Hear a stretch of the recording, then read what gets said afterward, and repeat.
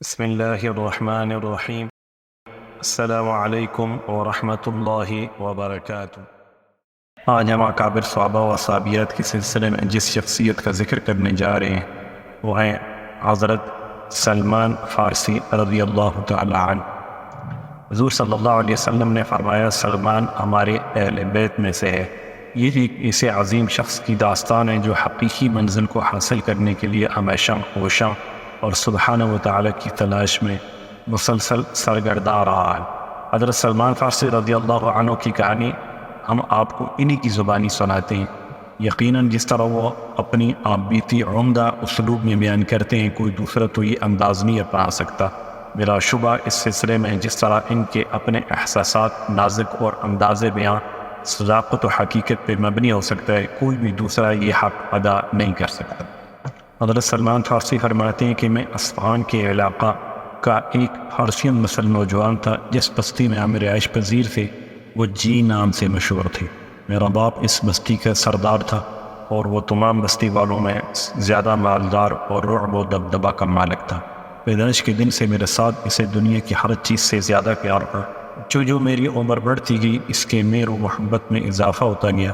مجھے گھر کی چار دیواری میں اس طرح پابند کر دیا گیا جس طرح دو شیزاؤں کو گھروں میں پابند کر دیا جاتا ہے۔ میں نے محبت کے اس قید خانے میں مجوسیت کی تعلیم حاصل کرنا شروع کر دی۔ اس میں بہت زیادہ محنت کی اور اس میدان میں خاص مقام پیدا کر لیا۔ بالآخر مجھے اس آگ کا نگران بنا دیا گیا جس کی ہم پوجا کیا کرتے تھے۔ اسے لگاتار جلائے رکھنے کی ذمہ داری مجھ پر تھی۔ میں اسے دن رات ایک لحظہ کے لیے بھی نہ بجھنے دیتا تھا۔ میرا والد بہت بڑا جاگیردار تھا۔ سالانہ وافر مقدار میں غلہ ہمارے گھر آتا اور روزانہ اس جاگیر کی دیکھ بھال میرے والد کا معمول تھا۔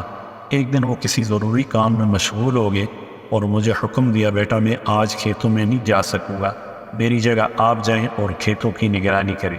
میں گھر سے تو اپنی جاگیر کی نگرانی کے لیے نکلا، لیکن راستے میں ایک گرجا کے پاس گزرا جس میں عیسائی پوجا پاٹ میں مصروف تھے۔ مجھے ان کا طرز عبادت بہت پسند آیا۔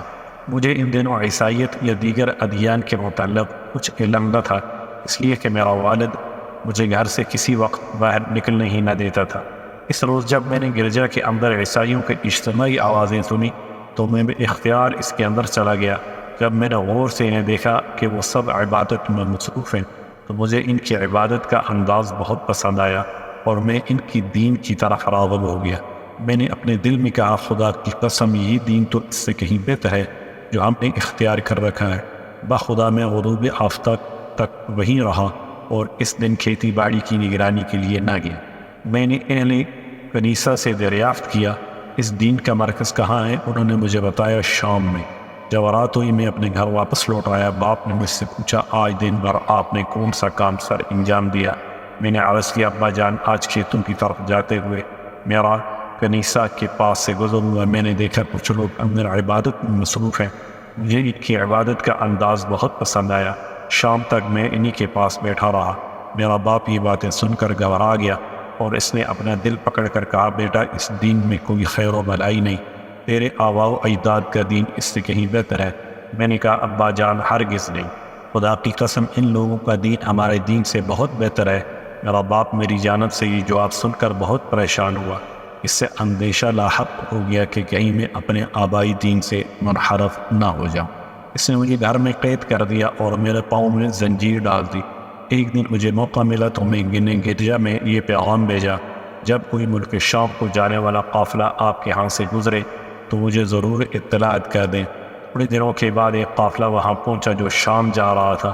اہل کنیسہ نے مجھے اطلاع کر دی، میں پورے زور سے جھٹکا دیا، زنجیر ٹوٹ کر دور جا گری اور میں چپکے سے باہر نکل آیا اور قافلے کے ساتھ ہو لیا۔ چند دنوں بعد ہم شام پہنچ کے وہاں میں نے دریافت کیا اس ملک میں سب سے اعلیٰ مذہبی شخصیت کون ہے؟ لوگوں نے مجھے بتایا چرچ کا نگران اعلیٰ پوپ۔ میں اس کی خدمت میں حاضر ہوا اور عرض کی مجھے عیسائیت میں دلچسپی ہے، میری دلی تمنا ہے میں آپ کے پاس رہوں، عیسائی مذہب کی تعلیم حاصل کروں اور آپ کی رہنمائی میں عبادت کروں۔ میری معروضات سن کر اس نے مجھے اپنے پاس رہنے کی اجازت دے دی۔ میں نے جی بھر کر اس کی خدمت کی۔ تھوڑے ہی عرصے بعد مجھے معلوم ہو گیا کہ یہ آدمی اچھا نہیں ہے۔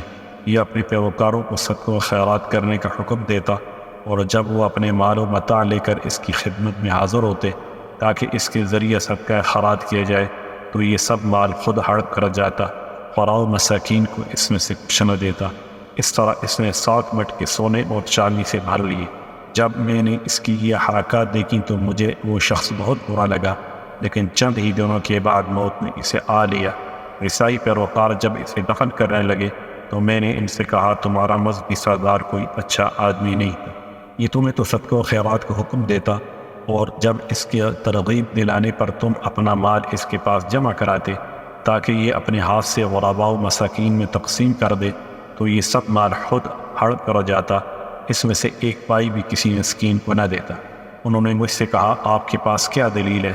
میں نے کہا، تمہیں اس کا خزانہ بتا دیتا ہوں۔ انہوں نے کہا، ہاں بتائیے۔ میں نے انہیں وہ خفیہ جگہ بتائی جہاں اس نے مال دبا رکھا تھا۔ جب انہوں نے سونے اور چاندی کے بھرے ہوئے 7 مٹکے دیکھے تو انگشت بدن نہ رہ گئے۔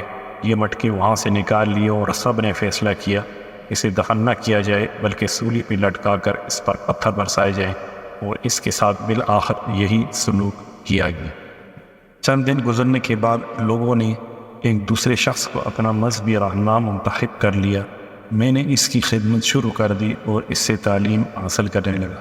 میں نے دیکھا یہ شخص تو بہت بڑا زاہد، آخرت کا متمنی اور دن رات عبادت میں مصروف رہنے والا ہے۔ اس کے یہ اوصاف دیکھ کر مجھے اس سے بے انتہا عقیدت و محبت ہو گئی۔ میں اس کی خدمت میں بہت عرصہ تک رہا۔ جب اس کی موت کا وقت قریب آیا تو میں بہت افسردہ ہوا اور روتے ہوئے اس کی خدمت میں عرض کی، حضرت میں اب کہاں جاؤں؟ میرے لیے کیا حکم ہے؟ میں کس سے تعلیم حاصل کروں؟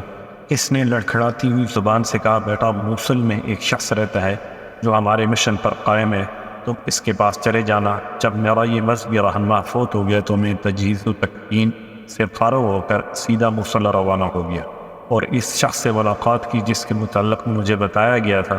میں نے اپنا تعارف کرانے کے بعد عرض کی، مجھے فلاں پادری نے مرنے سے پہلے وصیت کی تھی کہ میں آپ کی خدمت عالیہ میں حاضر ہو کر مذہبی تعلیم حاصل کروں۔ انہوں نے آپ کے متعلق مجھے یہ بھی بتایا کہ آپ ان کے مشن پر قائم ہیں۔ وہ میری باتوں سے متاثر ہوا اور اپنے پاس رہنے کی اس نے مجھے بخوشی اجازت دے دی۔ میں نے اس پادری کو بھی بہت بہتر پایا۔ یہ بھی پہلے مذہبی رہنما کی طرح زاہد، عابد، متقی اور خدا ترس انسان تھا، لیکن تھوڑے ہی عرصے بعد اس کا آخری وقت بھی آ پہنچا۔ میں نے افسردہ ہو کر کپ کپاتے ہونٹوں سے عرض کی، حضرت آپ جانتے ہیں کہ میں کس تلاش میں گھر سے نکلا ہوں؟ کیوں میں نے ناز و نعم کی زندگی کو خیرآباد کہا ہے؟ کیوں میں نے پھولوں کی سیج چھوڑ کر خاردار وادی میں قدم رکھا ہے؟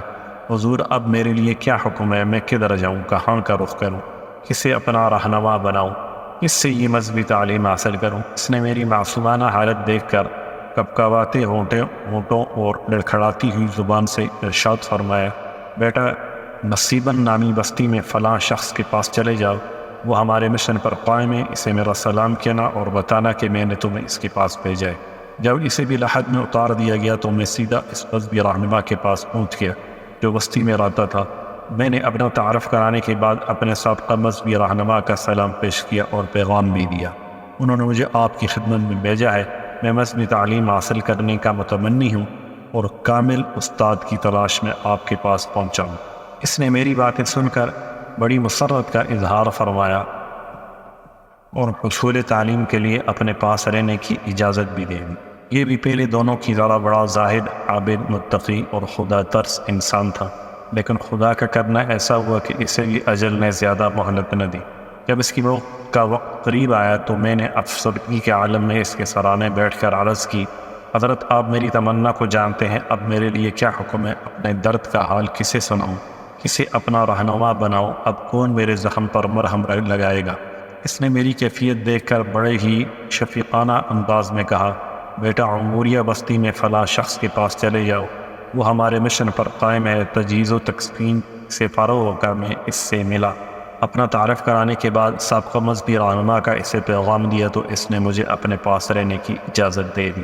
تعلیم کے ساتھ ساتھ یہاں مجھے کاروبار کے مواقع بھی میسر آئے۔ کاروبار میں بہت برکت ہوئی جس سے بہت سی گائیں اور بکریاں میرے پاس جمع ہوئیں، لیکن قدرت کا کرنا ایسا ہوا کہ انہیں بھی زیادہ مہلت نہ ملی۔ جب موت کا وقت قریب آیا تو میں نے حسب معمول عرض کی، حضرت اب میرے لیے کیا حکم ہے؟ اس نے مجھے یہ بات بتائی، کہنے لگا، اللہ کی قسم، اور روئے زمین پہ اب کوئی ایسا شخص باقی نہیں رہا جو ہمارے مشن پر قائم ہے۔ لیکن سرزمین عرب میں ایک نبی مبعوث ہونے والا ہے جو دین ابراہیمی لے کر آئے گا، پھر وہ اپنے وطن سے ایک ایسے علاقے کی طرف ہجرت کرے گا جہاں سیاہ خشک پتھروں کے درمیان کھجوروں کے باغات ہوں گے۔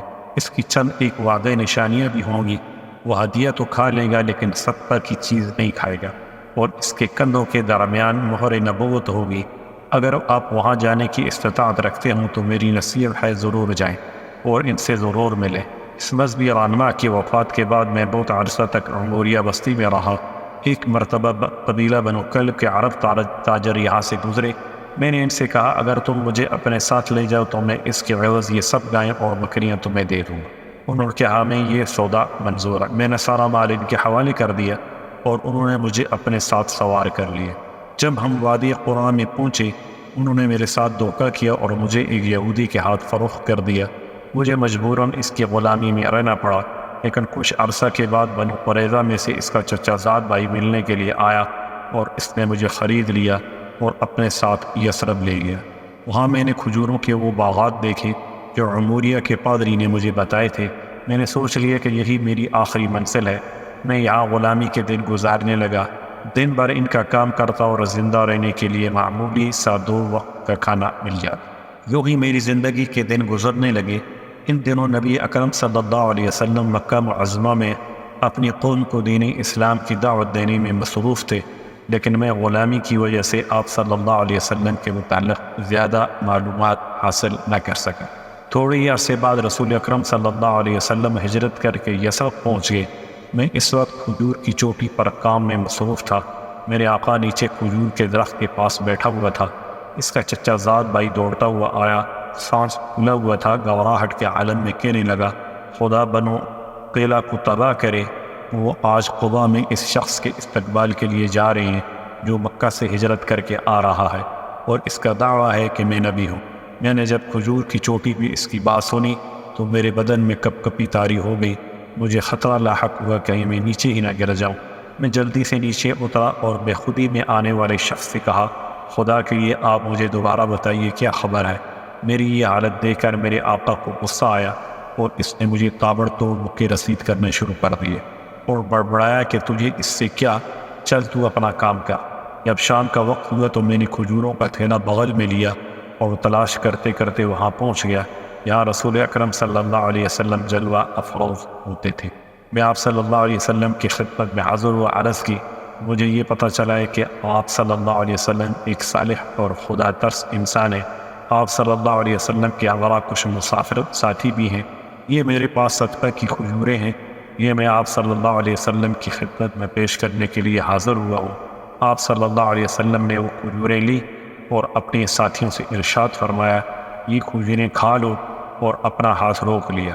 آپ صلی اللہ علیہ وسلم نے اس میں سے کوئی کھجور نہ کھائی۔ میں نے اپنے دل میں کہا یہ ایک نشانی پوری ہوئی۔ پھر میں واپس آ گیا، دوسرے دن اور کھجوریں لی اور آپ صلی اللہ علیہ وسلم کے پاس حاضر ہو گیا اور عرض کی چونکہ آپ صلی اللہ علیہ وسلم صدقہ نہیں کھاتے اس لیے یہ بطور تحفہ کچھ کھجوریں آپ صلی اللہ علیہ وسلم کی خدمت میں پیش کرتا ہوں۔ آپ صلی اللہ علیہ وسلم نے تحفہ قبول کیا، خود بھی یہ کھجوریں کھائیں اور اپنے صحابہ کو بھی کھلائیں۔ میں نے دل میں سوچا یہ دوسری نشانی پوری ہوئی۔ پھر میں تیسری مرتبہ رسول اللہ صلی اللہ علیہ وسلم کی خدمت میں حاضر ہوا۔ اس دفعہ آپ جنت البقیع میں اپنے ایک صحابی کی تدفین کے سلسلے میں تشریف فرما تھے۔ اس وقت آپ نے 2 چادریں زیب تن کی ہوئی تھیں۔ میں نے سلام عرض کی۔ میں آپ صلی اللہ علیہ وسلم کی مہر نبوت دیکھنے کی کوشش میں تھا جو عموریہ کے پادری نے مجھے بتائی تھی۔ نبی اکرم صلی اللہ علیہ وسلم نے جب مجھے دیکھا تو آپ ہانپ کے کہ میں کیا چاہتا ہوں۔ آپ صلی اللہ علیہ وسلم نے اپنی چادر مبارک کندھوں سے نیچے سرکا دی۔ میں نے مہر نبوت دیکھی تو پہچان گیا۔ میں اسے چومنے کے لیے جھکا اور زارو قطار رونا شروع کر دیا۔ رسول اللہ صلی اللہ علیہ وسلم نے جب میری یہ حالت دیکھی تو شفقت سے مجھے تھپکی دی اور اپنے پاس بٹھا کر فرمایا کیا بات ہے، کیوں روتے ہو؟ میں نے اپنی پوری درد بری داستان آپ صلی اللہ علیہ وسلم کو سنائی اور آپ صلی اللہ علیہ وسلم نے اسے بڑی دلچسپی سے سنا اور مجھے فرمایا کہ ان ساتھیوں کو بھی یہ داستان سنائے۔ میں نے اپنی تمام داستان سنائی۔ وہ سن کر بہت خوش ہوئے کہ میں نے بڑی محنت کے بعد اپنی اصلی منزل کو پا لیا۔ سلام و حضرت سلام سلمان فارسی پر جس دن وہ حق کی تلاش کے لیے گھر سے نکلے۔ سلام و سلام سلمان فارسی پر جس دن انہوں نے حق کو پہچان لیا اور پختہ یقین کے ساتھ ایمان لے آئے۔ سلام ہو حضرت سلمان فارسی پر جس دن آپ فوت ہوئے اور جس دن انہیں زندہ اٹھایا جائے گا۔ السلام علیکم ورحمۃ اللہ وبرکاتہ۔